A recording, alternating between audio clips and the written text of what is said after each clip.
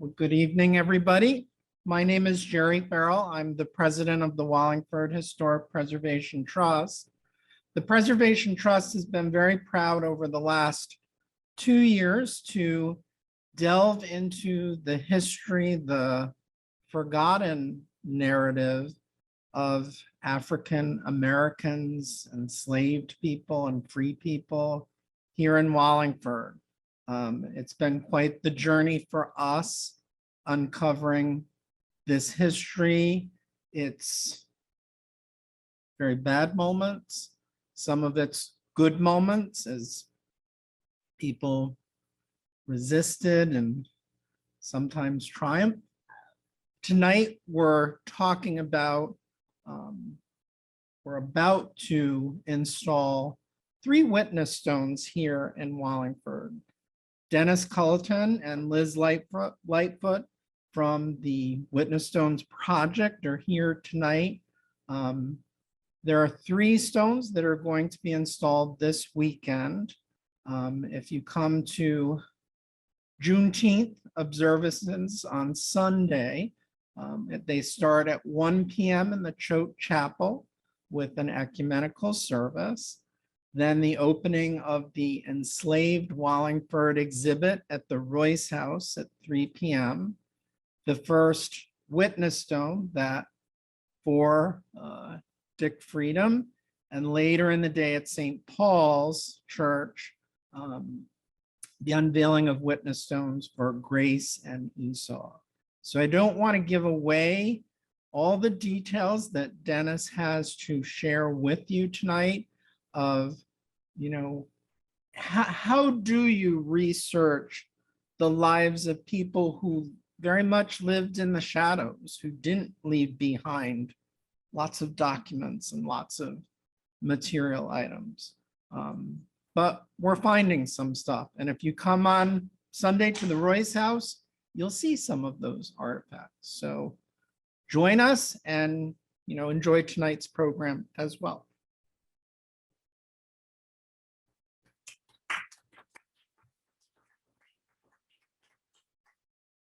Hi, I'm Dennis Carleton, the Executive Director of the Witness Stones Project. I'm here with Liz Lightfoot, our operations person, and we were excited to be invited to Wallingford. Thank you, Jerry and Lorraine. Connolly is not here, I don't think, and for inviting us here. There's so much information, and Chris Menapace for doing the heavy lifting, getting deep into the archives and sharing with us his research.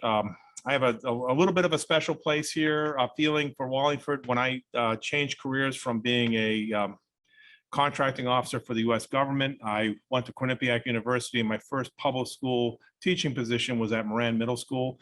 And I really enjoyed teaching maybe some of your children back in the day. It was a great place to teach. And I remember my big focus at that time was the Industrial Revolution.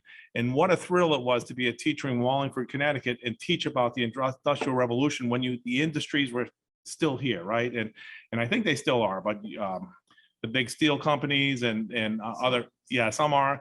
And, to be able to tell the kids that something happened in 1820, 1830, 1840, and because you have this little river going through here, things happen here too. So we can go to Lowell and look at what happened at the cotton mills there, but you can come back to Wallingford and see mills that were here too. So I love teaching local history, and part of the way this project started was a friend of mine, Doug Nygren, heard me speak kind of like Chris Menapace about local slavery in Guilford and Madison at the library in Guilford. And then after I spoke, he went to Germany and saw the Stolperstein. He saw the stones that are installed in front of places where Jews lived freely before they were kidnapped and murdered during the Holocaust. And after seeing those, he came back and said, could we remember enslaved people here? And he meant at the time in Guilford the way Jews are remembered in Germany. And my joke is, if you bring a sore knee to a surgeon, he or she is going to want to operate. If you bring an idea to a middle school teacher, which I was at the time, they're going to want to make it an educational unit out of it. So with the idea of putting a stone in the ground, it kind of excited my brain to say, now I know how to use the documents that I've uncovered in the classroom by making them available, not to tell the story of the 100, 200, 300 people enslaved in Guilford or the thousands of people enslaved in Connecticut, but tell the story of one person as many times as you have to. Tell the individual stories like they do in Germany. And that's where the power of this project is. And when we developed our mission statement, it was to restore the history and honor the humanity of enslaved individuals who helped build our community. So looking at these individual stories, by putting in Dick Freeman's stone this Sunday, it'll be the 125th Witness Stones Memorial installed in Connecticut. And that's the end of our season. So we're very excited that we're at the end of the season too. But it's a fitting place to put the stone, and it's a fitting community that really reflects so much of the American story started right here and right around here. So it's great for the community to be able to embrace this. Okay, so much of when I want to talk about the slavery in Connecticut, we also want to talk about kind of our, I use my high school French, raison d'etre, our reason to be here. We talk about religious freedom and other reasons why people settled here. A good part of the people who settled here came here to make money. They came here with money in their pockets. The same people who led your community and it's when it started out had enough money to purchase property, to negotiate with the indigenous people, to buy a lot of land so they could make money. How did they make money? Not by selling hay to each other, but by filling vessels from here and sending them to the West Indies and sometimes to Europe. So having vessels here, shipping things down to New Haven, especially from this area, and getting people from in New Haven to put it on vessels. So what do we send here? It says here, was sent fish, livestock, flour, and lumber. We know tens of thousands of horses were sent from Connecticut. We know barrel staves were sent from Connecticut. We know that beef in the barrel and beef on the hoof was sent from Connecticut. So I just want to go through that part of it because we sometimes tell our history and sometimes we tell a mythological history, and we have to kind of break through and say there was an economic reason why people settled here. They were trying to make money doing that, and they were trying to kind of, grow. And in some ways, we're talking to descendants of some of the original settlers, go forth and multiply, right? You can't do that without understanding that you have to be able to support what you're doing. So much of what we supported was the West Indies trade. What was going on in the West Indies? Enslaved people were being worked oftentimes to death to grow and cut and mill sugarcane to turn into molasses and sugar. And that was being sent all over the world. Think of petroleum today. Think of other things, commodities that are so important that we have wars over. That was the West Indies during this time period. There are some good books about the history here. One of my favorite books, I think everybody in Connecticut should read, is Complicity. And the full title is Complicity: How the North Promoted, Prolonged, and Profited from Slavery.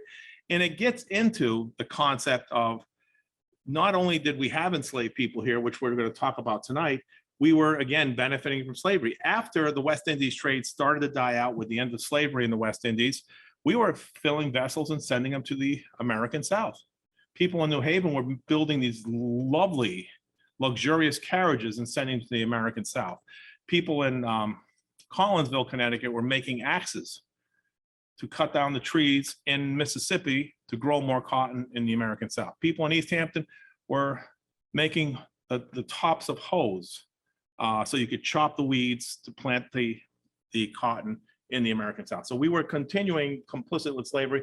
Other books that I looked at are Slavery Before Race. This is a story of slavery on Shelter Island on Long Island. Now, why Long Island? Because Long Island was part of Connecticut. The Eastern Long Island was part of Connecticut.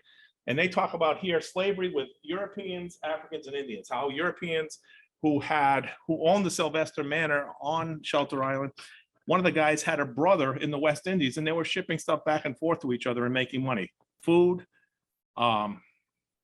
clothing, materials to build houses in the West Indies came from this part. And recently, Christy Clark Pajara wrote the book Dark Work, and that's about slavery in Rhode Island. Slavery in Rhode Island is a little bit different because they had, in some cases, bigger, almost plantations there where they had larger places. But what were they doing with that stuff?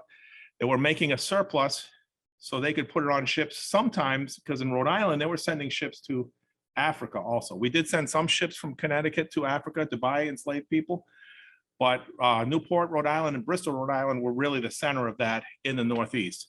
So that's what they were doing. So again, think about what we were good at. We were good at cutting trees, milling the wood, We're good at growing crops. We were good at growing livestock. And these are the things that we were putting on vessels and sending to the West Indies. These are just examples, and I'm not going to go too long into this, but this is Eli Foote, Harriet Beecher Stowe's grandfather. He lived in Guilford. He ran the sloop Juno. He was kind of the merchant that was in charge of that. And this gives you some examples of things he was sending. Beef and tallow, 700 pounds, bushels of corn and oats, 4,600 red oak barrel staves, 4,600 culling staves. These are all the barrel staves that you use. You send them down in pieces with some hoop, and you make hoop holes. Some of the towns have a street called Hoop Hole Road or something like that.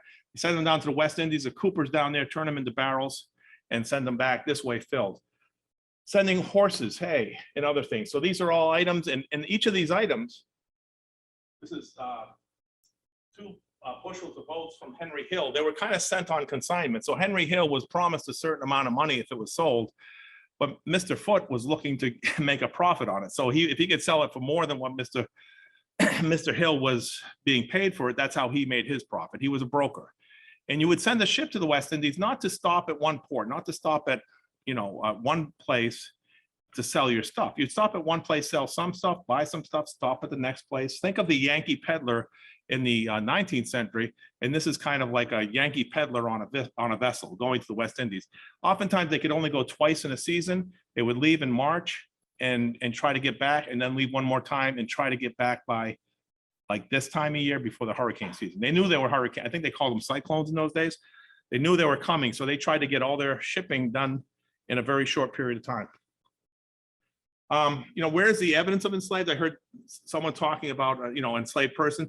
Finding a grave marker for an enslaved person isn't an easy thing. I'll just tell you, in all the grave markers that are extant from the colonial time in Guilford, Connecticut, there are 2 grave markers for people who died enslaved.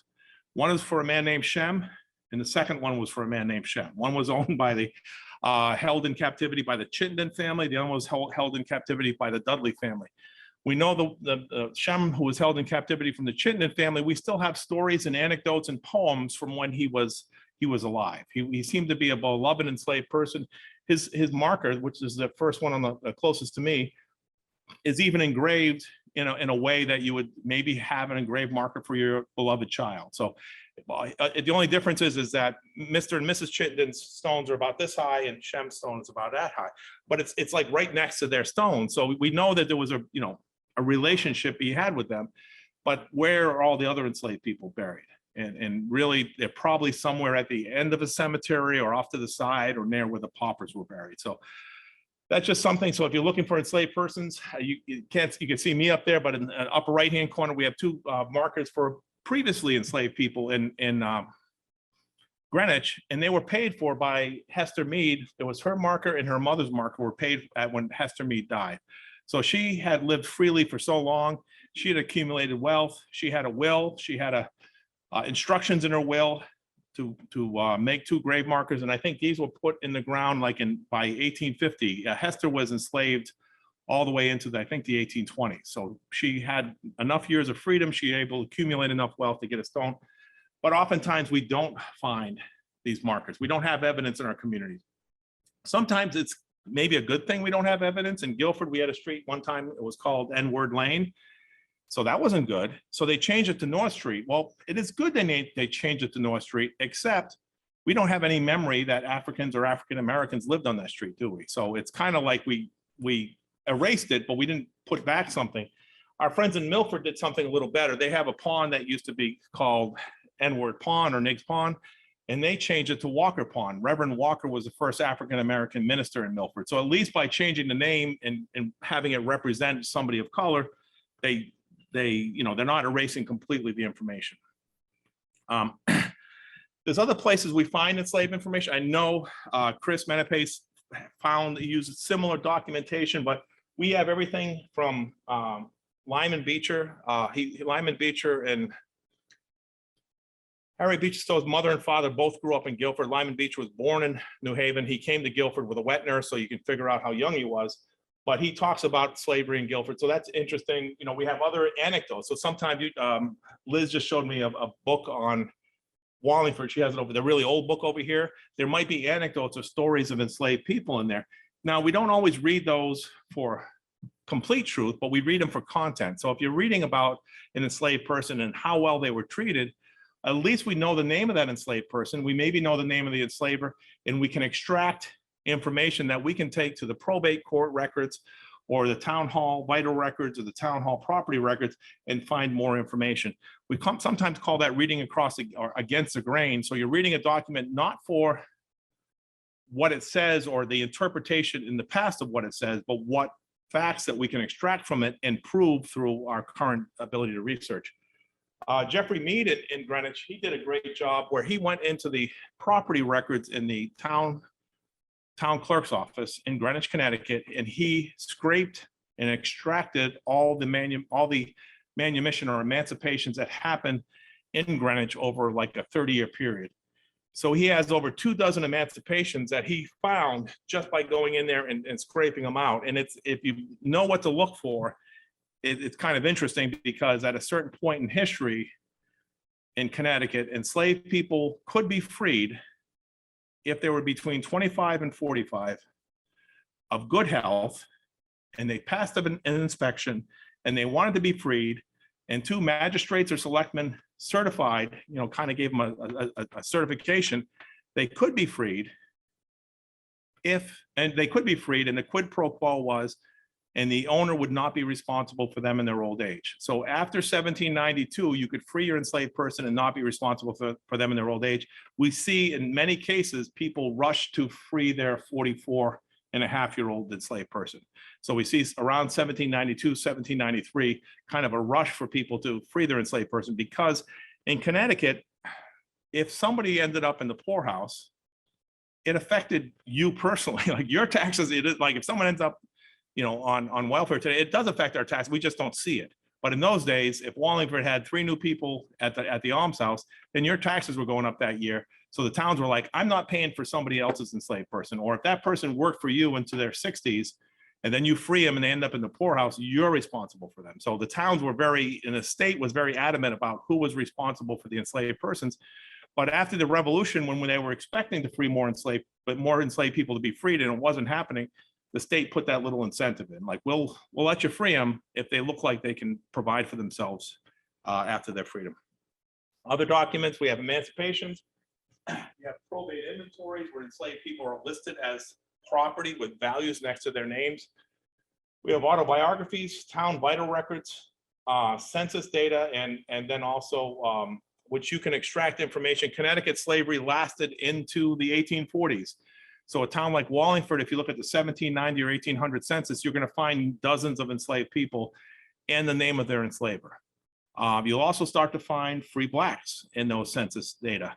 You don't find the names of anyone unless they're the head of the household. So we don't find many women's names, and we don't find many African-American names unless they live freely or the husband died. So it's a partial record, and it does give us help when we're doing our research.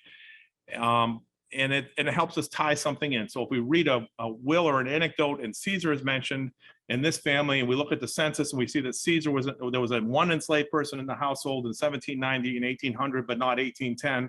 Then between 1800 and 1810, we can look for his manumission or his emancipation document. So these are all ways that we use to find information. These are examples of church records. Now, in the 1920s and 1930s, the state archivist, a guy named Barber, asked that the towns send their vital records, the raw vital records, and the raw church records, the congregational churches especially, but sometimes Episcopal churches, send their records to the state library. And what they did is they indexed them. So they took volumes and volumes. So you could see here, in this case, in East Haven, only 1 volume, but over here, it's only 1 volume here, but in many towns, you might have 3 or 4 volumes. And the way church records are listed is just chronologically. They might have pages where it's all births, and other pages it's all marriages, and other pages it's all owning of the covenant or excommunications or burials.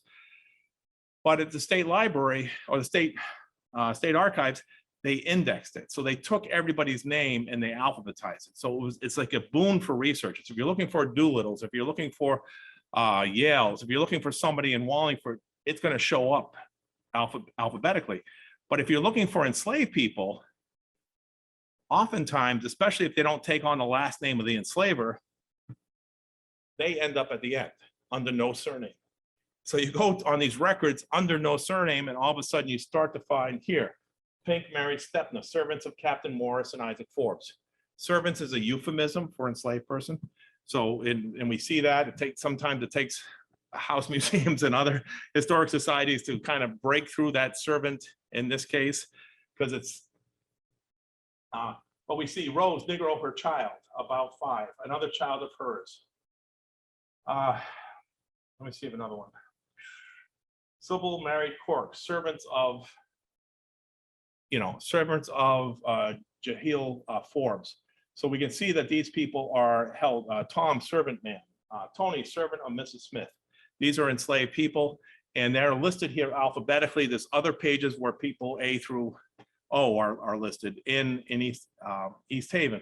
This was special for us because I was just saying on Juneteenth, I'm going to be telling the story of Pink and Stepna, who were enslaved at the Party Morris house on Morris Cove, which before 1880 was part of East Haven. If there's anybody here from East Haven? There's an annex story. So part of East Haven, they couldn't afford the bridges or something after the Civil War. So they gave Fairhaven and Morris Cove section by the airport and by the carousel, that section to New Haven. So that part used to be East Haven. So if I'm looking for enslaved people in that part of New Haven today, I have to look in East Haven. This is contradicting what I said earlier. Sometimes enslaved people take on the last names of their enslavers. So here we have David Bush had Negroes, Phyllis Patience, Phyllis daughter of Patience, Billy daughter of Patience, Rose daughter of Patience, Lucy daughter of Patience, Nancy daughter of Patience, Cole, son of Patience. So these are all here. Later on, Cole is the father, I think, of this Cole, ends up being Cole Jr., but his name is Cole Bush Jr. So he takes on the last name of the Bushes, which makes life easier for us when we're looking for them later on, when they're buying and selling property, when they're getting married, when other things are happening to them. With Pink and Stepna, we lost them for a while until one day I was looking in the property records, I think under Pink, and I noticed further down the page, there was a Primus, Pink Primus. So under the P's, under Primus, Pink and who was married to Stepna took on the last name of Primus, and then I could find their property records. I could find their wills. I could find their probate inventories because they were given or took on a last name that allows us to trace them in freedom. If you don't own anything, you don't need a last name. Many men in the American Revolution, enslaved men and free blacks, gained the last name because the military paymaster wanted a last name. So you have a lot of people named Peter Negro or Caesar Negro or Caesar Blackman or Caesar Freedom or Caesar Liberty. So all of a sudden, all these different Caesars start getting different last names so they can get paid properly. Here is the New Haven County Census of 1774. We believe 1774 was the high tide of slavery generally in Connecticut. So it was before the American Revolution, before men started fighting in the Revolution and gained their freedom, before people believed something to do with life, liberty, and pursuit of happiness and equality and things like that. This is the high tide. What do we have here? We look at Wallingford. The enslaved people start showing up here. So we have 27 enslaved men under 20. Under 20, over 20. Males, Negro males under 20, Negro females under 20. Anyway, long story short, if you subtract out the 2, 3, 4 indigenous people, and this is the last time Indians are counted in the census until I think 1860, you end up with about 134. It says here blacks is a category, total blacks is what the category usually is.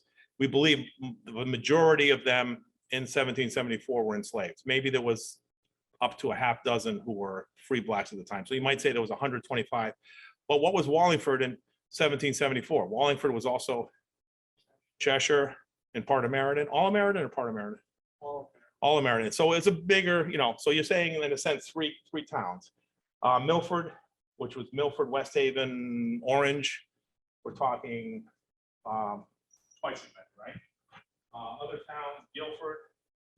Is Guilford and Madison, that's 64, but Guilford had 20 something indigenous people at that time. So I mean, it's 84, so it's really about 61 people of color. We believe the majority of them were enslaved. So these numbers show you that, Wallingford was kind of in the mean area, right? It's more than Brantford and less than Milford and less than New Haven and more than Waterbury, if you're looking at that. Yeah. At the state archives, or you can Google Connecticut 1774 New Haven census. Now, they don't give you the names of who, they don't give you the names of anything. It's just the totals is what comes up with it. And there's also a page, I think, that has all the counties. Now, notice Durham is in New Haven County because there was no Middlesex County then. Just like there was no, I don't think there was a Tolland County, and there was another county missing too. Yeah. I was needing glasses, but I'd be interested in the number that's listed. Yeah, Brantford, for enslaved people, it's 113. And that's Brantford, North Brantford. So that's both of those communities. And we know there was a sizable African-American community in Brantford, both enslaved and then freed. And there's some really good stories. Each town has some really, we stumble over these, let's say stumble, we're at the right place looking. But there's wonderful stories in each town that have yet to be told that we are able to do through this project. And this is the 1782 early American census, and you can see it's by county here. And let me just go back one. So this has 925 in 1774 in New Haven County, and then in this one says 885. So you can see the numbers are just beginning to drop in New Haven County at this time. But you're also seeing there's, like I say, Tollins County's missing, Middlesex County's missing. And so some of the counties are much bigger then than they are now, because there's some big towns in Tolland County that, and there's funny towns like Lebanon. You'd say, oh, why would Lebanon have a lot of enslaved people? It's nowhere near the water. It's nowhere near a river. They had a lot of enslaved people in Lebanon. I think it had to do with the farming. It was just, if you go to Lebanon, it's this beautiful, almost plateau filled with farms. So it gave them the opportunity to, instead of the small, on the shoreline, there's a lot more like hard scrabble farming. It's just a lot of rocks. And this is just details from some of the censuses. If we look at a census, or Chris looks at a census, we look at the things here. And this is, I think, Thomas Benedict, and you can see the final column here all the way to the right is enslaved people. So it tells you, you can find, on Ancestry or online, they'll tell you what each of these columns are. But you can see on the far right are enslaved people. And this was something for in Norwalk we were doing to help them understand, and we just put a stone in for a Benedict, Nimrod Benedict, but this is a white person. But we can see the stories of enslaved people show up in the census. Yeah, here's like a Deacon Nathaniel Benedict, and it goes into details about that and who his enslaved. So this is Nathaniel Benedict here. He had 3 enslaved people. He also had 3 free blacks in his household. So that's an interesting juxtaposition, that some of the people in his household were free and some of them were enslaved, and those children might have been born after a 1784 law that said if you're born after 1784, you only remain enslaved until you're 25. And some towns, they counted those people still as slaves, and other towns, they counted them as bound children who were not enslaved.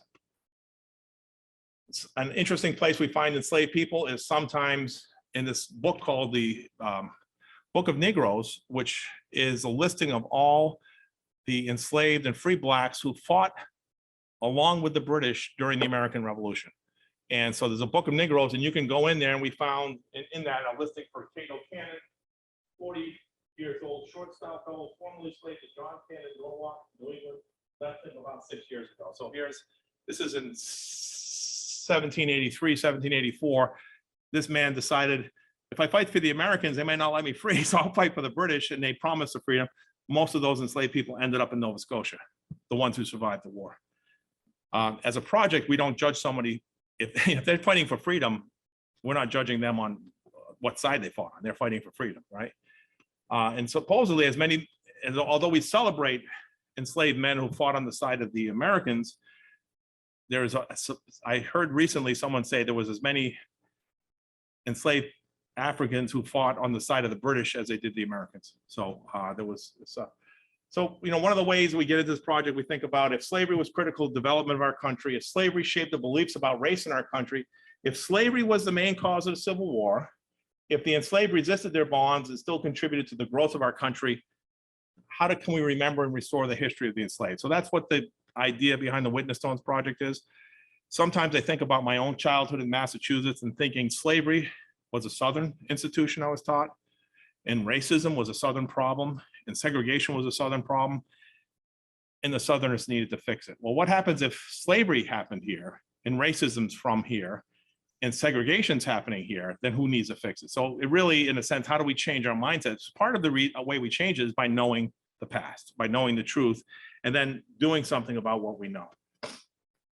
Our project is inspired by the Stolperstein project in Berlin, Germany. Stolperstein means stumbling stones.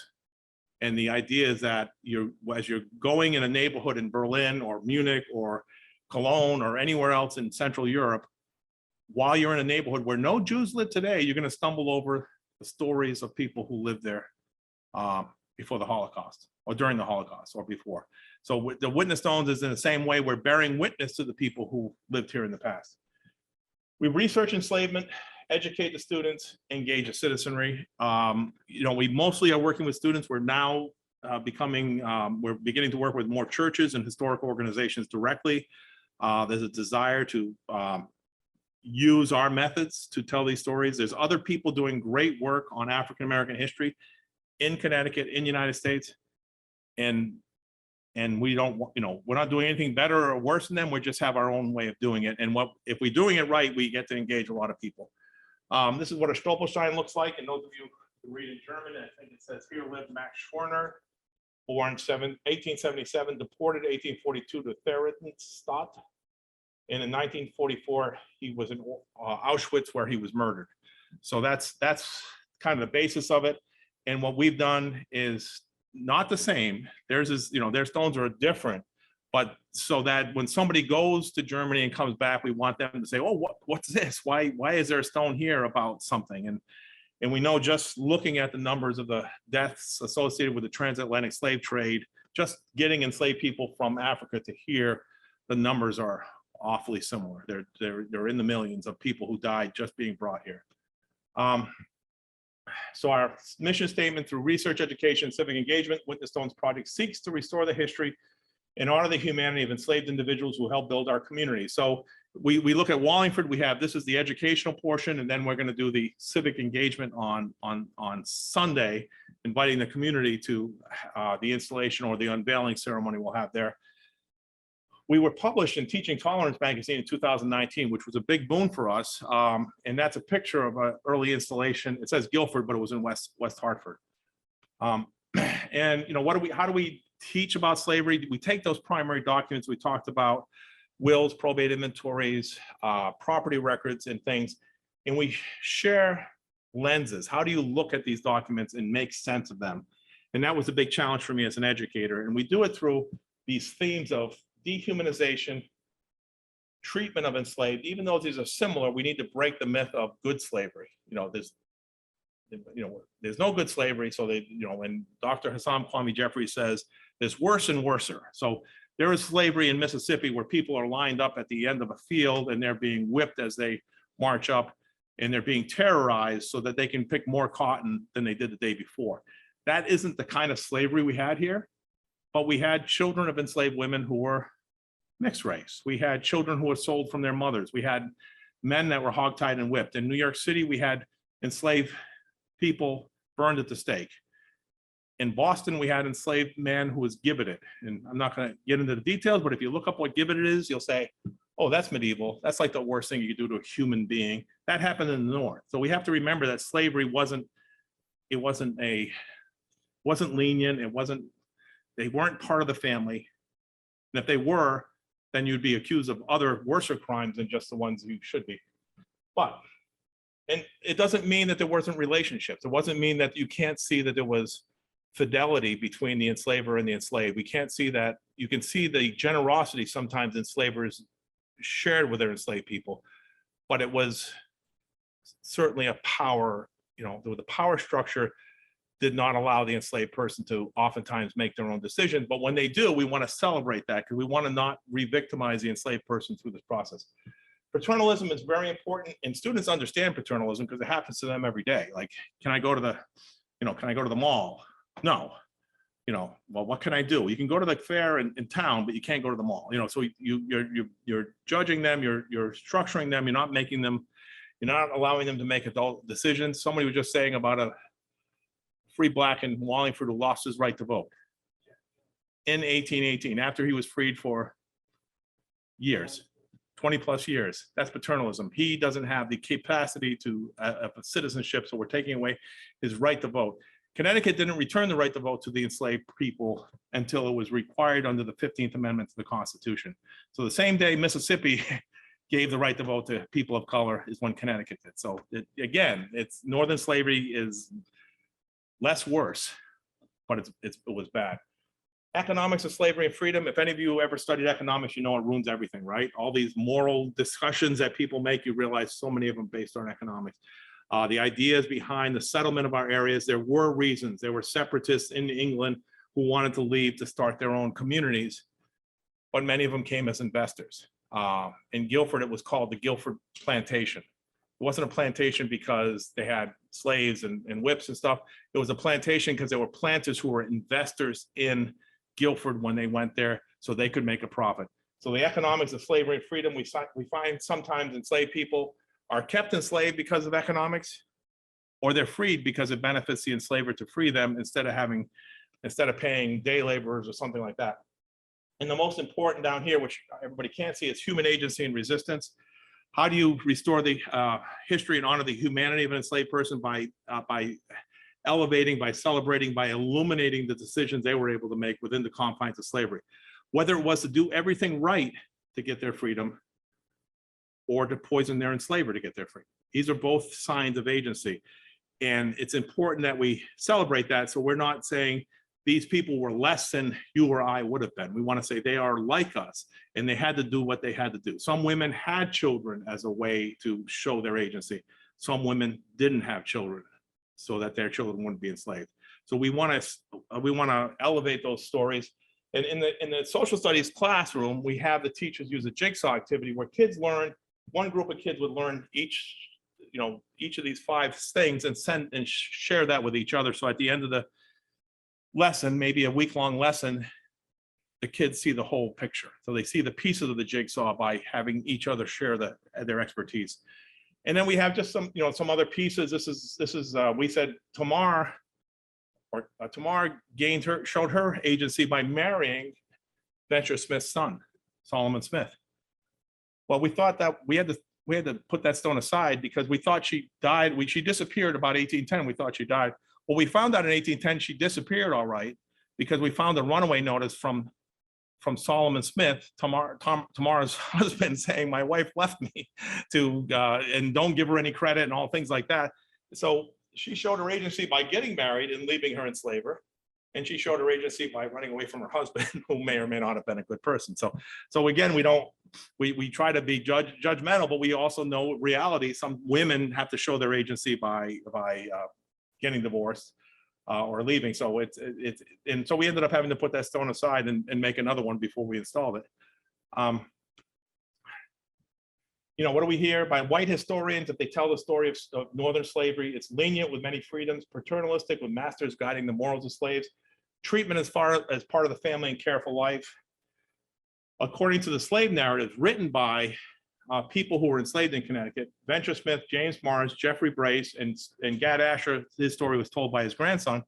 They talk about whippings and beatings and hog tyings, double crossings and cheatings, abandonment of age, and youth sold south. Severe punishments for minor crimes. So that's the story they tell. They don't only tell that story. They tell stories about trusting a person, but the next person they're with, they can't trust, and they can't go to court. When Venture Smith a vessel Venture Smith owned. The men were taking a barrel of molasses off, and they dropped it in the Connecticut River. And Venture Smith had nothing to do with it, but Colonel Hart sued him for the price of that. And Venture Smith says, I can't stand in a state court and get proper treatment. So he ended up abandoning the case because he didn't feel like he was going to get his due in the courts, because it was very rich. I think we might be doing a stone this year with the Harts in Old Saybrook. And I'm just going to go quickly because I'm going to leave some time for Liz. But this is, part of our project is sometimes the agency is just like our own family. We sacrificed, we did all these things for today. Well, the chair of our project, if you get to see a rerun of tonight's NBC 30 thing about the Witness Stone project, is Pat Wilson-Finish, former Commissioner of Social Services for Connecticut, former representative from state representative from Ashford. She's now the chair of the Witness Stones project. We found her through the project. She's a 9th generation descendant of Guilford slaves. Her father was a Tuskegee Airman. Her 5th great uncle was a king of slaves. She had another uncle, a second great uncle, who died in Africa looking for homes for freed slaves. Amazing family, amazing story. And that's stories that we didn't know until we started working on. We didn't know that anybody from Guilford was related to a Tuskegee Airman. Well, he's a descendant of a man and woman who were brought to Guilford in 1727. So it's just amazing stories. And I'm sure Wallingford has those and more because it is that much bigger. We're partnering with a historical organization. This is the Bush Hawley House. That's the Party Morris House. That's the Guilford Green. I was telling a story about Henry Wright, who fought in the American Civil War. He was the grandson of Guilford slaves and fought and died to free other slaves in the South, which is kind of a neat story. And these are some of our partner organizations. You can see many of them here, and I don't know if I listed you guys. Oh, I did. So, but we have so many partners. We're so excited. We're hoping to even get into Mystic Seaport. We're doing a project in Stonington there, and all these other places. And these are the towns we're in. I'm missing 3 here. 1, 2, 3. So we're missing Ridgefield and Wilton. And I think we're missing Old Lyme there, but Old Saybrook. But you can see we're spread across the state. We're so excited to be here in Wallingford. You can see it kind of starts to Madison, Guilford, Durham, and Wallingford, and we're hoping to continue in this neck of the woods. And this is what we're trying to do. We're working towards continuing to do this type of work. We're hoping the students learn how to be historians through this project. And we get to remember people like Latouche, who was freed twice, which is, again, a whole other story that could be told about people being freed a second time. And I'm going to stop talking. And I'm going to hand over to Liz Lightfoot. Liz Lightfoot started working with me 3 years ago in the local school in Madison, Connecticut. And she dug so deep and found so many connections to what we're doing. We talked about working together, and now she and I are working together and doing great work. And she was so excited to work in Wallingford because, as some of you know now, that she's a descendant of early Wallingford settlers. And she's also her and 2 or all your children went to, 2 of the children went to this little school over there. Went to Choate, and so there's really a lot of ties to this. So I'm going to hand this off to Liz, and thank you today for your attention.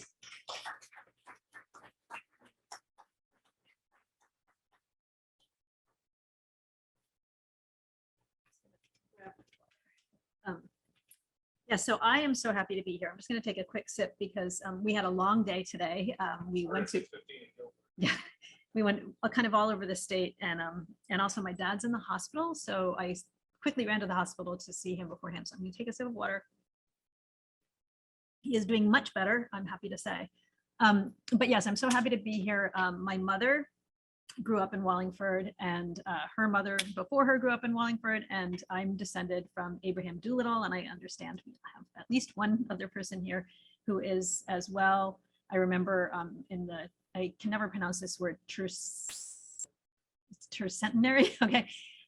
I was 6 years old, and I was in a parade as a descendant of Abraham Doolittle. So I have this memory. And in doing this project, yeah, I guess I'll tell that story. Why not? So I've been working doing the Witness Stones project in Madison at the country school for 3 years. we were so excited to see Dennis doing the project in Guilford, and we being two colleagues. One is Kristen Liu, who lives in Wallingford and is very involved in the library. And then another colleague who has since moved to Maine. We met with Dennis and brought it to our school, and we were so excited. And I went with Dennis to a symposium in Middletown at Wesleyan and heard a poet recite his poetry about researching his enslaved ancestors who lived in Edgefield, South Carolina. And his poetry, you know, sort of spoke to these very difficult, horrific archives.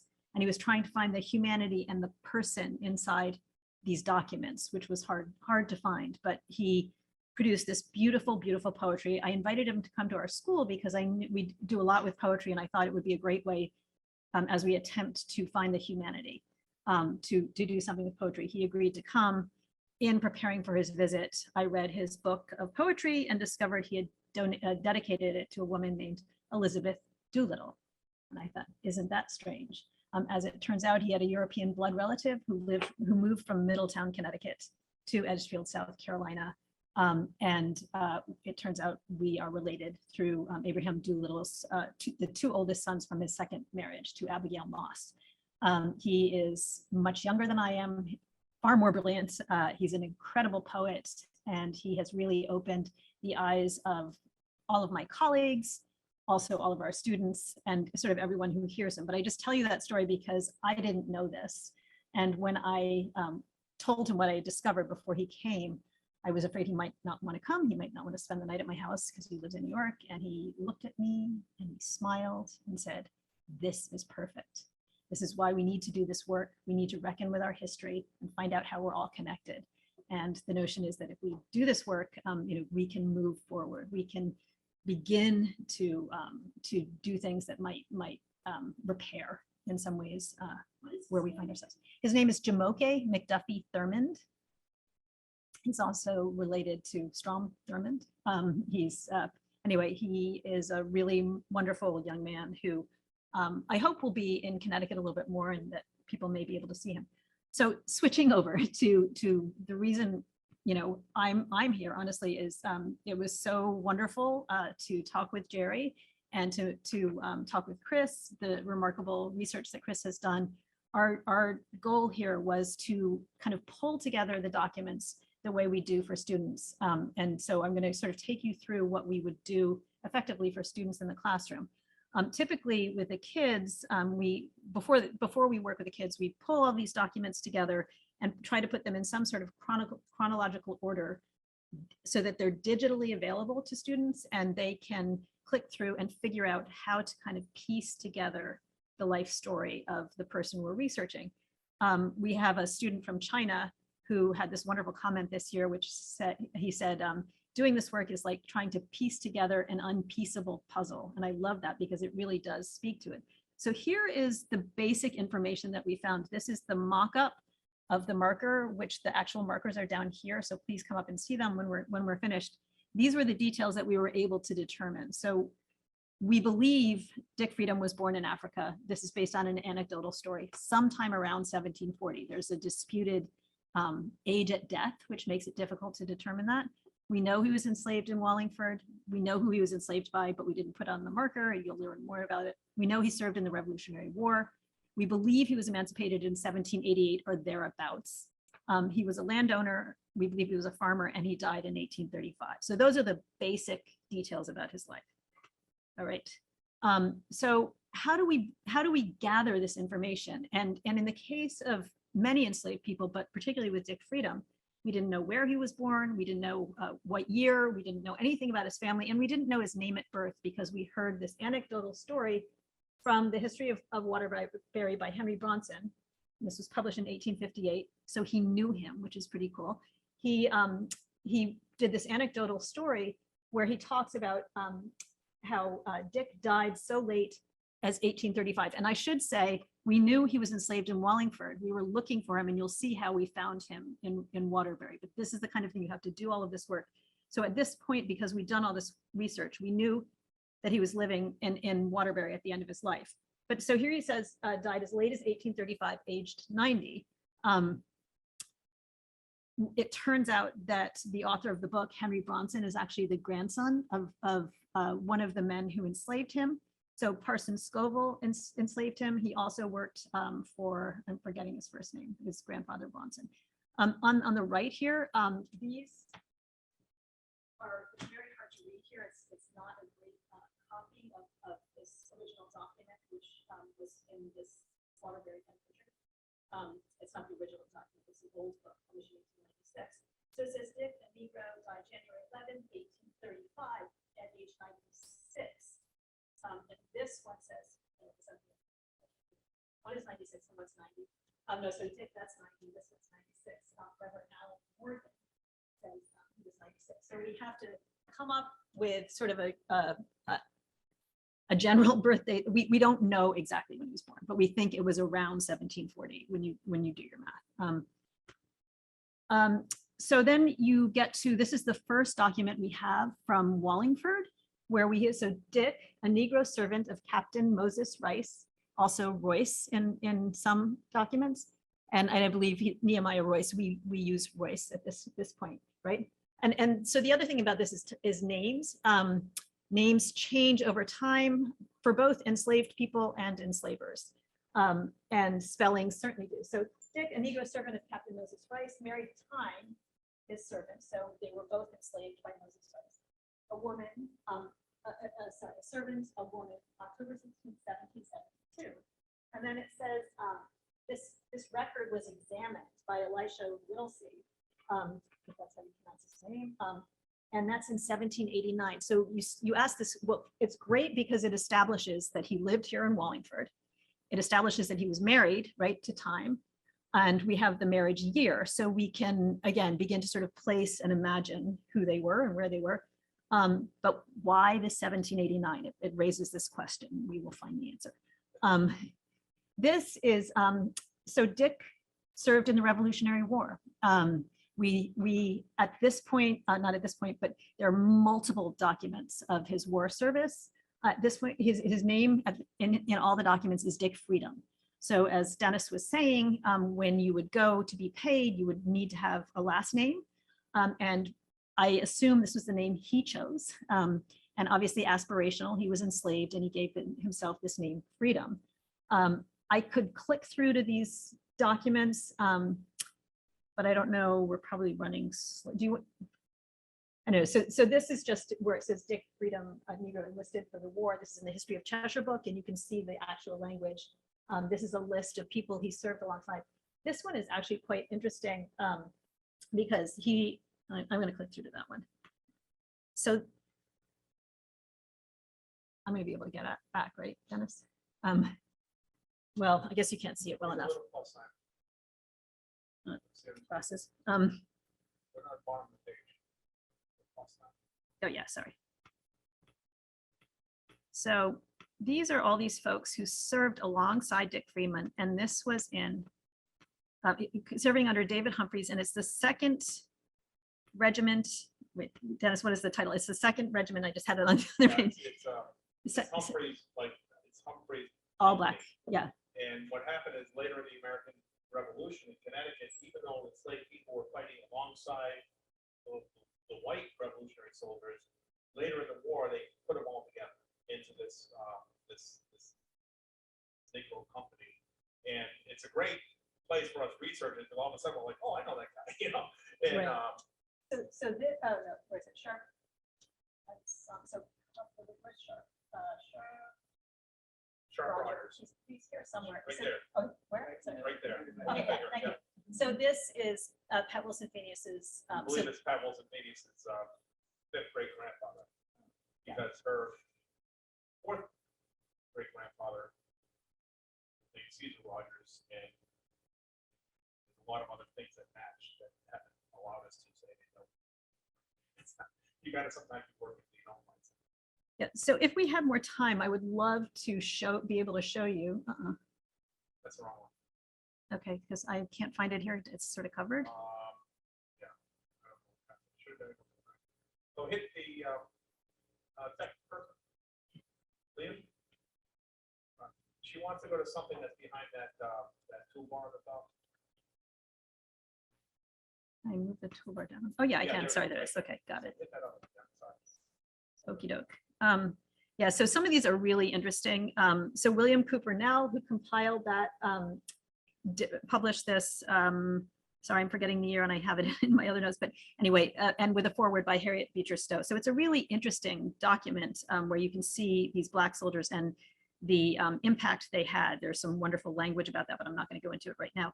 Right here, this is a pay stub where a man named Cuff Liberty, another interesting name choice, right? Signs for Dick Freedom's pay, and just as it's 1782, and they are both serving in this same regiment of Black soldiers, which is really it's pretty amazing. And there's some great documents about that, but we will not go into it right now. This is one of my favorite things, and I look at Jerry because you are responsible for this, I believe. This is this incredible powder horn. Can you see? It's a little hard to see, but can you see what it says? Freedom, May 11th, 1777. That's what, yeah, 1777. Yes. And it's a really rare artifact to have. I did some research about this, and the Museum of American Revolution has a powder horn that belonged to a man named Gershom Prince, who was originally from Norwich. He died during the war, and his powder horn was found later. But there it is at this museum, and there's some wonderful statements about he has a descendant who was also a historian, and she has done some wonderful work talking about what these Black soldiers who did not have their own freedom did in fighting for our country's freedom. There's something really poignant there. So I think that this is a really, really remarkable piece. And I think in doing this project with students, obviously we're talking about restoring the history, but we're also talking about honoring the humanity. And this is a document, to me, not a document, it's an artifact that shows something about Dick Freedom as an individual. And I'm going to just take you to the next slide. Actually, here's what Denise Dennis, who's the Gershom Prince family descendants, like knowing stories like those of Gershom Prince and other African-American Revolutionary War patriots benefits all Americans by reminding us of our shared heritage. Their stories tell Americans that even during a time when most Black people were held in slavery, there were African-American sons of liberty who fought for the nation's independence, as well as for their own freedom and that of their enslaved brethren. If you're interested in learning more about this, I would definitely say go to that website, and his powder horn is incredible too. This one, so this is Dick Freedom's powder horn. This is some of the decoration on it. It's really intricate, and I think that this is a porcupine. We have a snake. I want to say this is like a mongoose, and then look at these interesting shapes and designs. I was really curious when I saw them because for the project our students did at school this year, there were some carvings inside the house where the enslaved man Theophilus Niger lived that looked, one was described as something almost like it was described as cardinal directions, which would look like the face of a compass, but it also could be a Congo cosmogram, which is something that some enslaved people actually I think it was in Newtown, Connecticut, had carved next to a fireplace. And it was a way to connect with ancestors. And we never determined whether that was what had occurred in our house. In fact, because that carving we couldn't see, I think it was up behind a crawl space, but there were these snake-like things. And so I had gone to a friend of mine who's a professor of anthropology and art history at Connecticut College, specializes in West African art. And he thought these animals certainly could be West African. He was particularly interested in these sort of geometric patterns. He said, in fact, he showed me, well, two things. That the horn that he shared is a little bit less interesting, but this calabash from Mali, to him looked very much, you see the sort of, you've got the figurative thing, but then just above it, you have these intricate sort of triangular shapes, striped. So he definitely thought there was a strong likelihood that perhaps Dick Freedom was kind of hearkening back to, where he had started his life. Sorry about that. Anyway, I find this just a remarkable thing to have in here in Wallingford. It's on display in the Nehemiah Royce House. Is there anything you want to say about it, Jerry? I just think it's, We've had it for 25 years, and it's so nice to find the context, Yeah. and that it's related to the Royce family, Mhm. no less. Yeah. So, brings both sides of the story together. absolutely. Yeah. I just think, again, I did try to find others, and I'm sure there are some, but the Gershom Prince one was the only one I could really find. But just imagine being somebody born in Africa. We assume, if the ages are right, that maybe he was, 5 or so. I think was indicated in one of the books. So he would have some memories, and he would have some, visuals, and I don't know. I believe that this was purposeful, but I guess we can't really know. Let's see. Let's see the. Oh, yes, I'm sorry. I'm going back. So that, and I have to say too, I've done slides with my students, but this is my first time in public, so it's not my skill set. This was wondering about freedom. So that was the name he chose. Many enslaved people who fought in the Revolutionary War gained their freedom, but we don't believe Dick did. We believe because we find him in Waterbury, where he was enslaved, as this anecdote says, by Parson Scoville. Because Parson Scoville had 2 enslaved people, Phyllis and Dick, and then it gets into what we saw before Dick died so late as 1835 and so forth. It says he was sold several times, always with the understanding that he might return when he chose, and I'm not really sure what that means. He was at one time the property of Deacon Bronson. So Stephen Bronson is the grandfather of the author of that, who's writing this. So after his old master moved to New Brunswick, he usually worked for Deacon Bronson or Mr. James Scoville, and was always regarded as a member of the family. So when we talk about, reading against the grain, this is what he's saying. He also says he was a faithful Negro. The writer remembers with affection his kind offices in child. Goes on a little bit, but you can see that at least the author seems to have real affection for him. But we believe he was enslaved in Waterbury. So when Mr. When Mr. Reverend Scoville moves, that's when we feel like he might have been freed.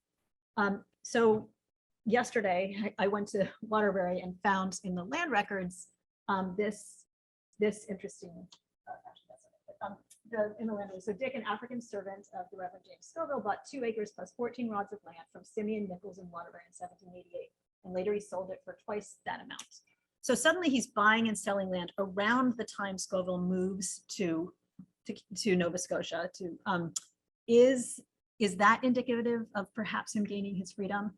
He's owning property, and we soon see this document. I just want to show you here. 1795,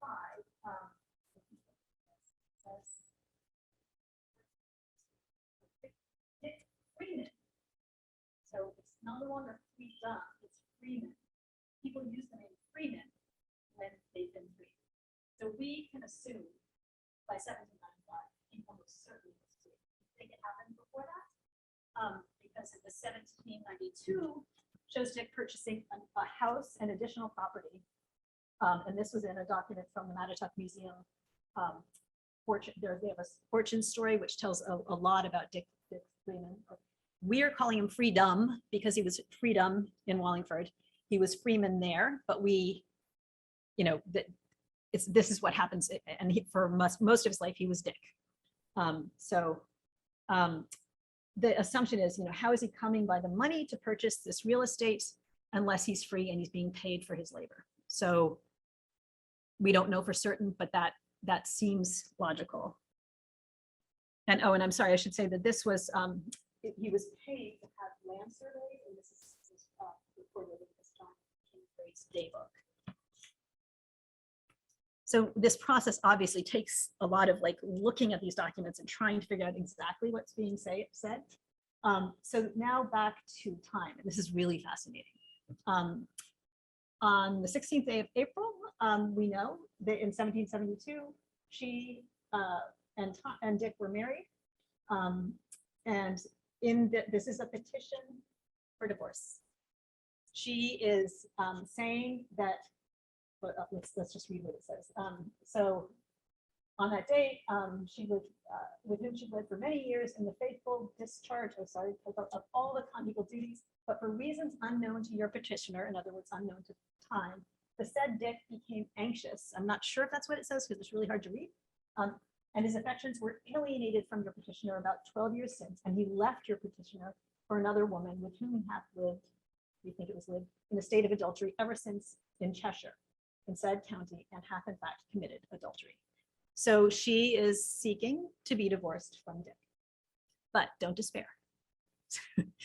So it seems that what this does is, we had that document showing that Dick and Time were married in Wallingford, right? This is the same Dick and Time. Now we believe Dick is in Waterbury. She's petitioning for divorce. So hold on. And the date for this, did I tell you the date? Okay, sorry. Yeah. Okay. So then we get to the census records, and I am going to have to click through, I think, for these because it's sort of important to see. So the 1800 census.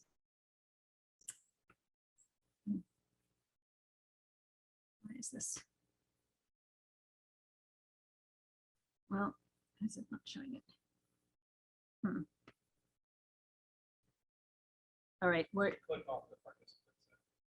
I'm sorry, what are, Put the bar back up to the top.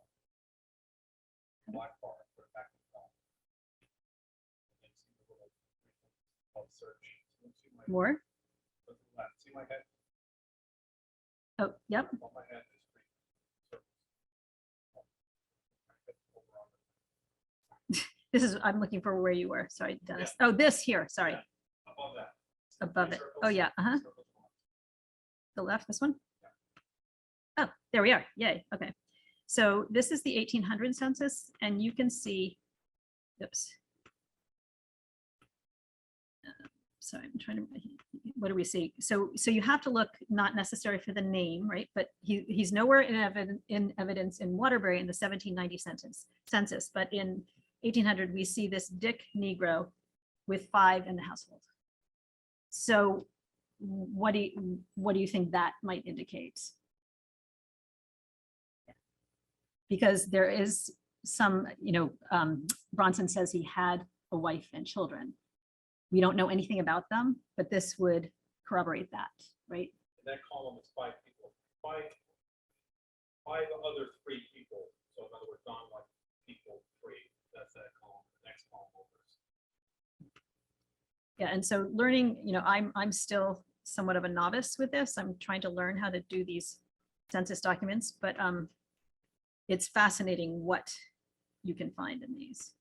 Okay, so now we are at 1810, Waterbury Census. And let's see, anyone shout if you see something that you think is our. What do you see? Isn't that fascinating? So Dennis, I was wondering, why would she be named? Are they both heads of household? This one is, whoever did the census is different. Isaac Porter and family, I've never seen that. Usually just gets a, in this census, it usually just gets a head of household. So the fact that neither of them had a last name, he probably, or he didn't think they had a last name, he might have just threw that in. And maybe they were divorced, so they didn't have the same, I don't Yeah, know. could be, I but, have no idea. But you have to realize it's a human being writing the census. They're not all. Yeah. It's not like they're filling out a digitized sheet and just putting it with this thing. But how interesting, right? So here they are together, right? That's a treasure. Yeah, no, it's amazing. Okay, 1820. What do we see?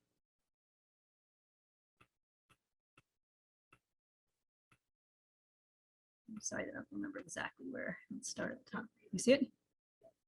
Oh yeah, okay, Dick Freeman, and let's go all the way over. One person. Yep, one person. The columns here, the left columns are white people, male and female, different ages. They get it down to like a decade.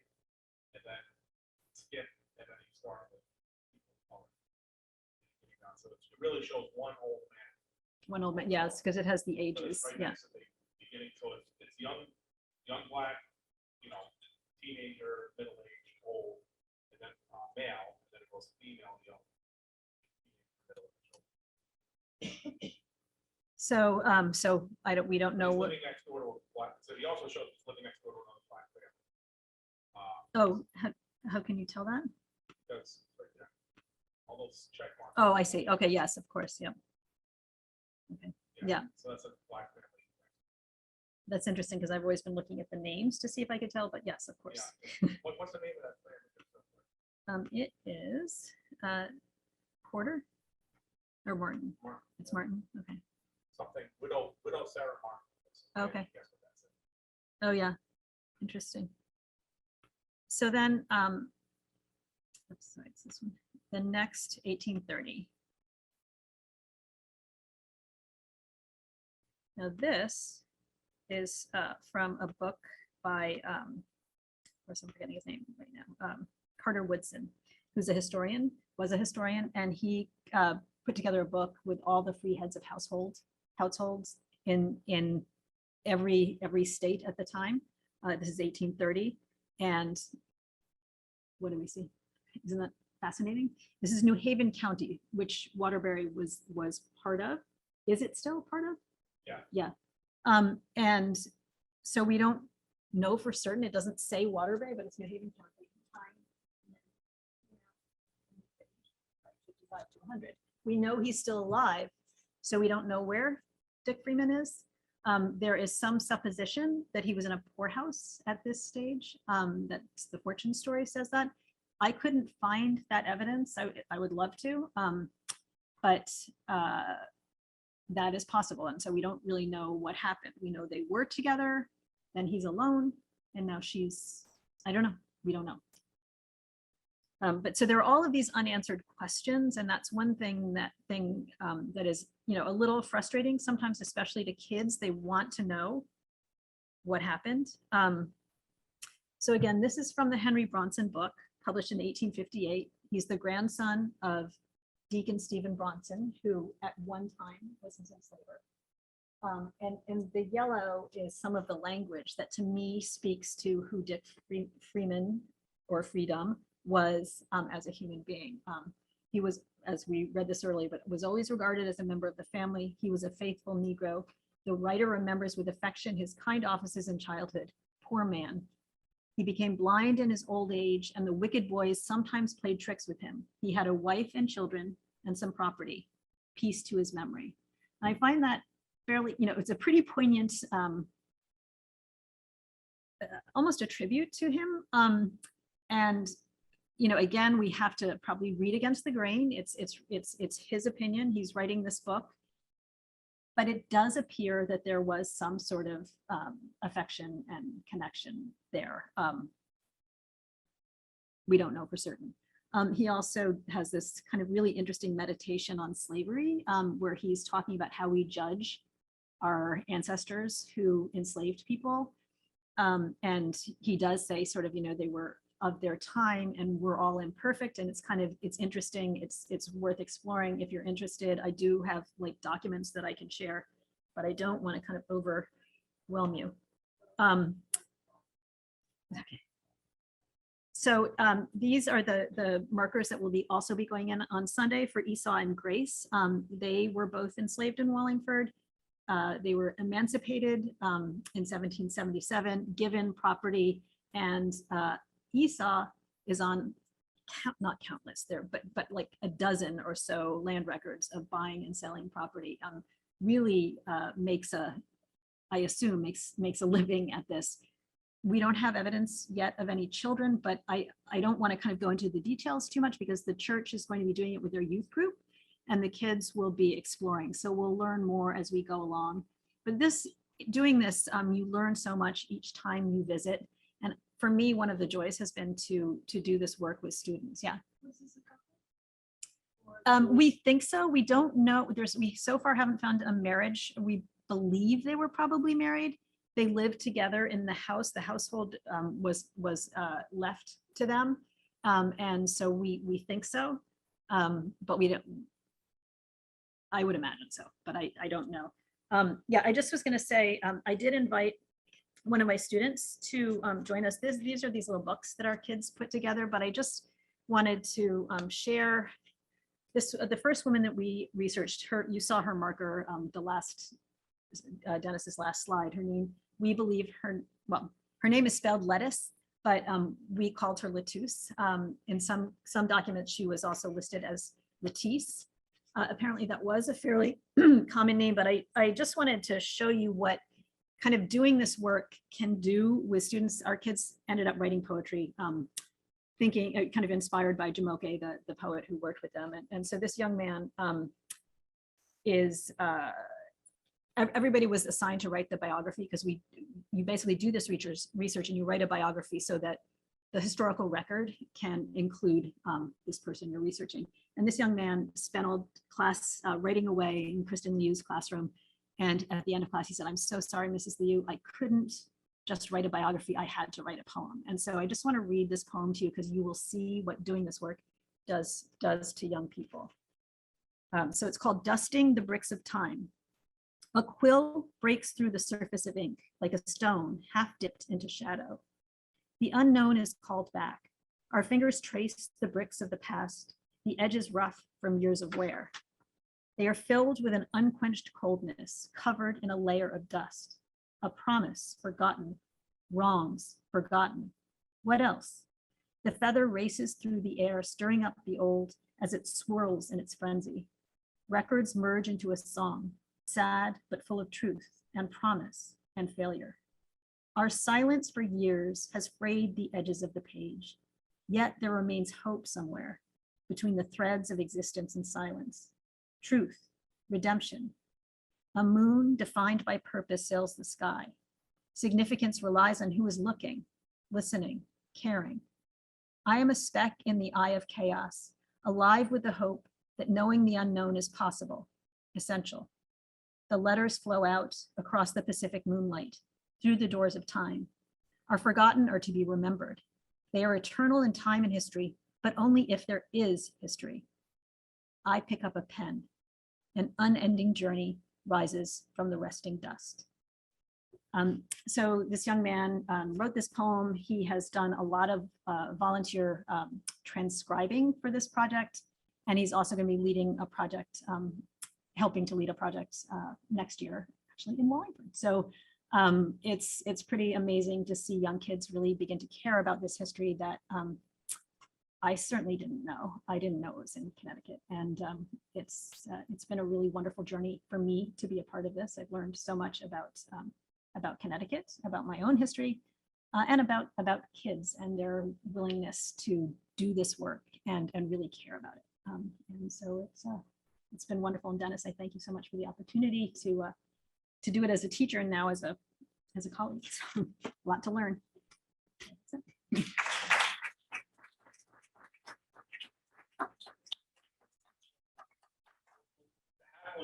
Take some questions, and I know we took probably a little longer, but we're so used to doing 2-hour workshops with the teachers. It kind of worked out that we had a lot to share with you, and thank you, Liz, for all the details, because digging this one person, Dick Freeman, it's a long, it's an important story to tell, and so you certainly did it justice, so thank you.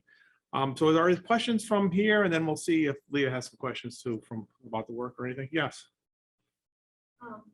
Is there an attempt to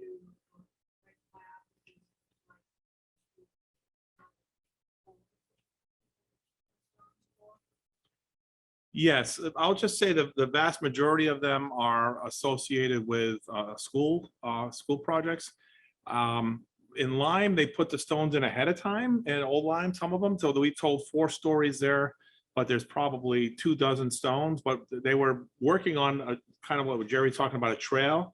And so they're putting the stones in first, but the students will be able to engage the stones afterwards, just like when they go to the Royce house, they can engage the story, and where all the documents are shared with the with the folks, the Preservation Trust. So the stories can continue to be told, and in a sense, each student tells a little bit of different story. So, but we have, out of the 125 stones, is probably, 105 stories, and we're starting to link them. If you go to our website, I think on the top it says stories or something like that, or stories of individuals, and you can see how many of them are linked. And we did so many this year, it's going to take a little while to catch up with that. So that's part of it. Yes, thank you.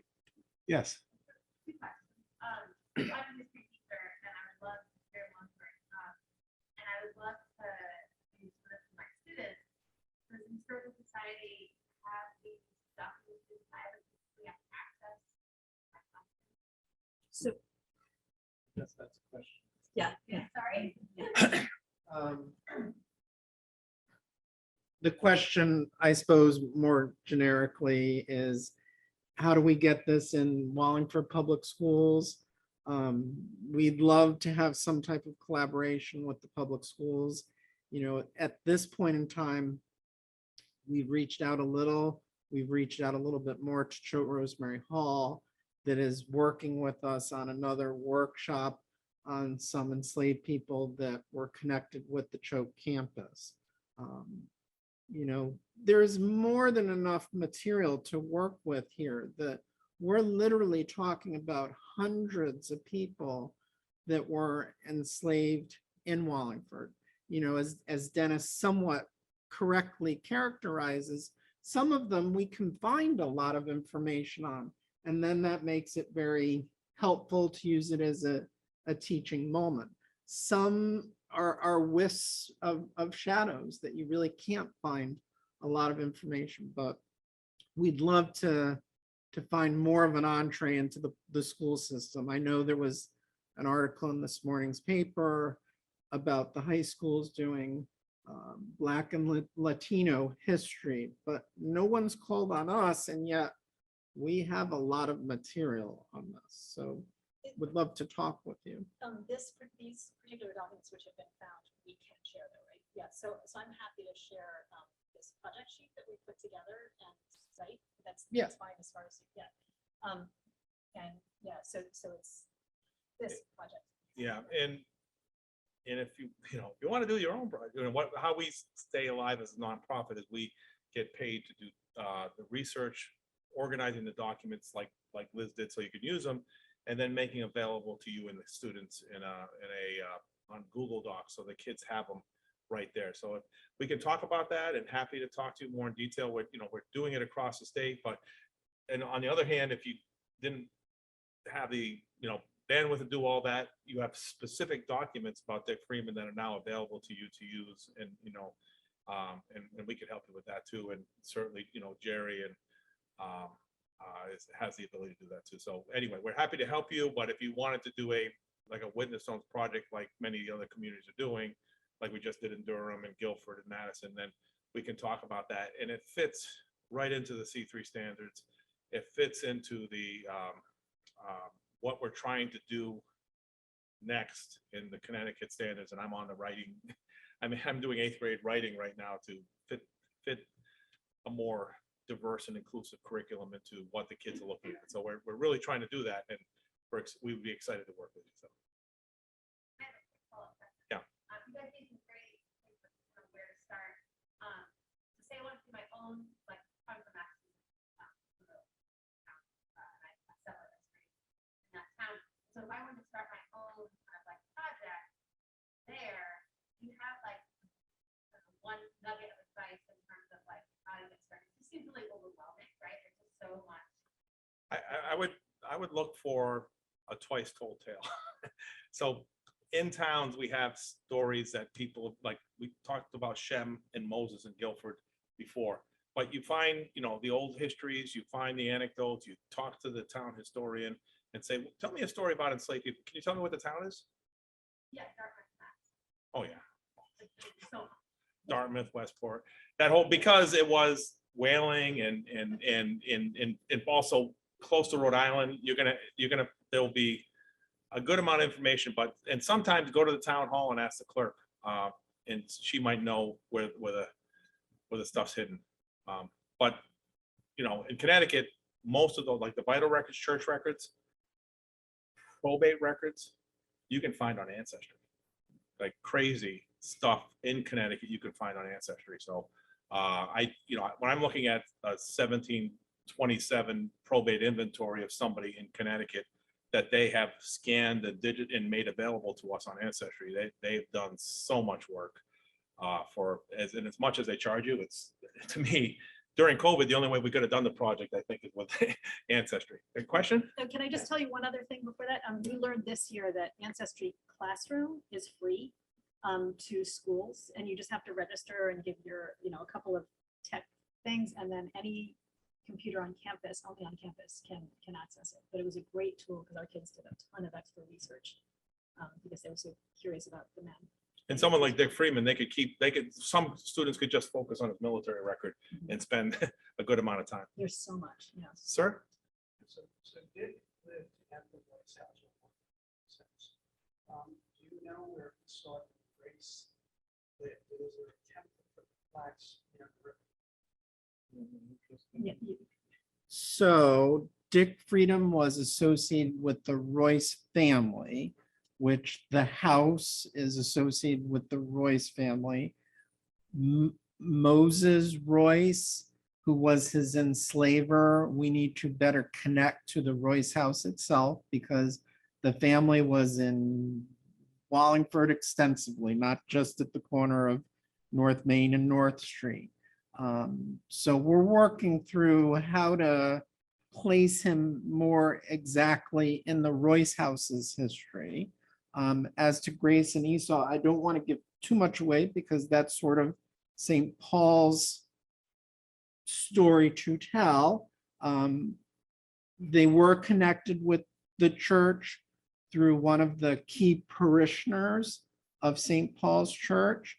And I guess the part I could give away is that I live at the corner of Academy and North Elm Street, a block down from Christian and North Elm, that intersection. I tend to look at that intersection as the nexus of enslavement in Wallingford, because if you look, there are so many enslaved people living within hundreds of feet of that intersection. The Atwaters, you know, their homes are still standing at that intersection. They had enslaved people. The Carletons, who lived in the Squire Stanley house, the red house that's far back, they had enslaved people. Grace and Esau were connected with St. Paul's Church when it was on the present site of Moses White Beach School. Now you're starting to understand that there is indeed a nexus to geographic nexus where slavery seemed to flourish in Wallingford. And you know, my teenage children, as we're in the car and we go up and down the streets of Wallingford, they're getting a little bored of hearing where of it, but here it is in the center of our town, which is why we'd love to do something that builds off of the witness stones, you know, to develop the stories and get the stories out beyond just what's on the plaques. Yeah, and what our criteria we try to hold to is where someone lived, worked, or prayed. We've been doing a lot of work with churches for various reasons. One reason is if you get a church approval, you don't have to go through the municipalities monuments commission or something like that. You don't have to get multi-layers of permissions. And we also look at the church as both a physical structure and a spiritual structure. So most of the churches that you see in Connecticut today, even the really old ones, are not where they were originally. So when we put a stone in Madison, it's where the church is now, where the congregational church is now. When we put the stone in Hartford at the Center Church, which is really exciting, the Center Church wasn't there. It was like, but the Center Church as a spiritual entity is there, and that's so we choose. And we also like places that are public. We like places that people are going to continue, as the Germans say, stumble over them, versus putting them, putting them down the end of a dirt road or something like that. Even though that might be the very most appropriate place, we're going to try to put them someplace where people are going to say, what's that? And then try to bear witness to what happened in the past. Can I just say one Yeah. other thing? I just want to say what a treasure we have in Jerry and in the Wallingford Historic Preservation Trust and your whole team, because you are like making all of this happen in town, and it's really as somebody whose roots are here, I'm so grateful. I think And it's really important. having local, having partners, that's all, we have such great partners across the state, but we can't be everywhere. You're seeing the Witness Stones project and a couple students and a couple other people, but this is mostly us. So only way we can do this is having great partners. Lee, is there questions from the? Okay, excellent. So, yes. Getting back to the research. When you are going through all of these documents and you find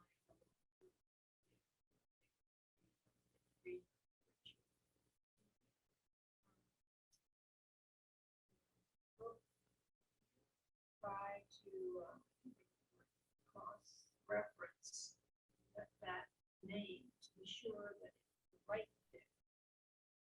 Yes, and it's tricky though. I mean, and Dennis, Yeah. you can answer, but I just like having been immersed in this one, it's hard to know with 100% certainty. So when you write it, and we had to do this with our students too, you can say, we assume, or evidence suggests, or like, so that's a good writing skill set for students to have too. In this slide, to me, Dick and Negro died January 12th, 1835. Richard Freeman, the Negro died January 12th, 1835. How do you know that Dick is that Richard? Well, they give it to you right there. But that's what when you see that, you're like, whoo, thank you, Yeah. because then you can match it. Sometimes in Guilford, we had a man named Cade, C-A-D-E, and he was freed. In his emancipation document, his name says Cade, otherwise known as Micaiah Moore. Well, I had been looking to assign one of the people in the 29th Connecticut regiments or other African-American regiments in the Civil War, relate them to an enslaved person. I couldn't do it. Henry Wright, I really, really wanted to. I knew who he was. I knew who his grandfather was, but I could never find that he was enslaved. Well, I found out that Henry Wright's mother was Patience Moore.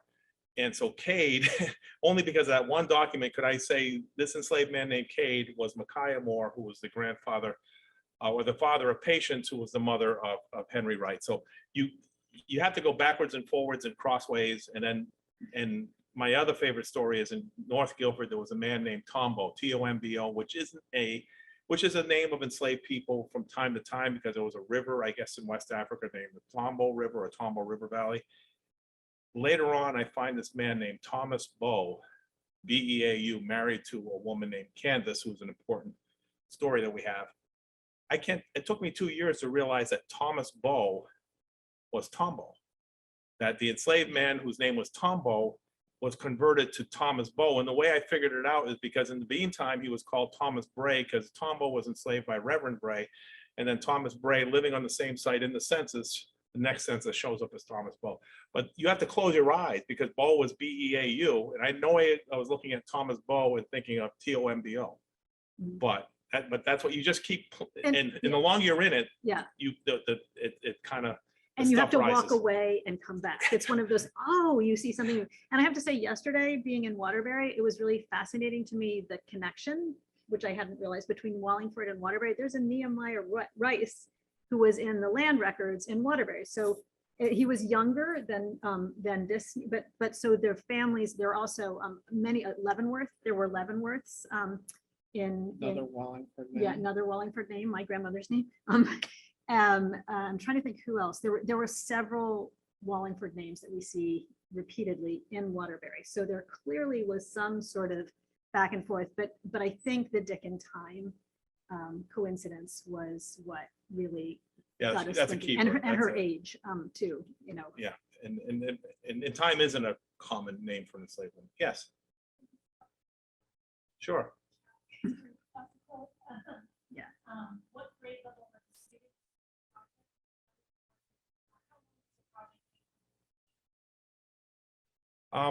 So we've worked with students from 4th grade to 12th grade. The sweet spot is really upper middle school, but we just recently had some great projects in Norwich Free Academy, kids who finished their AP US History, which finishes in like early May. Got up the next day and started doing Witness Stones project, and we had an installation like a week ago. So, but it fits really well into the 8th grade US History, late colonial, early American period place, but it fits in other places too. For independent schools, they have more freedom with their curriculum. I can't tell you how long the research takes because some days it's quick and some days it's forever. And Chris has been working on this for 2 years. 2 years, and we're piggybacking off at him, but then Liz found something today, right? So so sometimes it's like writing a book. You just say, okay, tomorrow I start writing the book and I stop researching. So we want to get enough information to make the story accessible, or to make it so the students can access the information and tell a story. And sometimes we just have to stop and say, now we're done.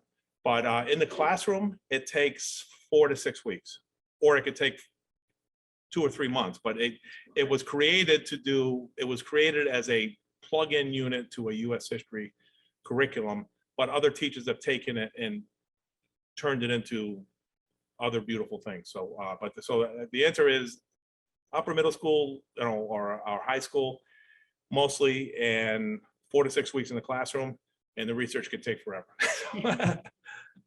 Yeah, and in fact, even the Lettuce one, we've learned, we're almost certain her last name was Bailey. So we're actually going to reprint this book. It's going to be Searching for Lettuce Bailey.